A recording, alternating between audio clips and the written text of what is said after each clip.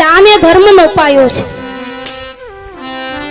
એટલે પ્રત્યેક વ્યક્તિએ આખા દિવસની અંદર એકવાર તો કંઈક દાન કરવું જ જોઈએ। આપણા શાસ્ત્રો એવું કહે છે કે જે દિવસે આપણા હાથે કોઈ પણ જાતનું દાન ન થાય ને એ દિવસે આપણને જમવાનો અધિકાર નથી, કારણ કે દાન એ તો ધર્મનો પાયો છે। અને આપણો જે સત્ય સનાતન ધર્મ છે, કળિયુગની શરૂઆતમાં માત્ર એક ચરણ ઉપર ઊભો છે અને એ છે દાન।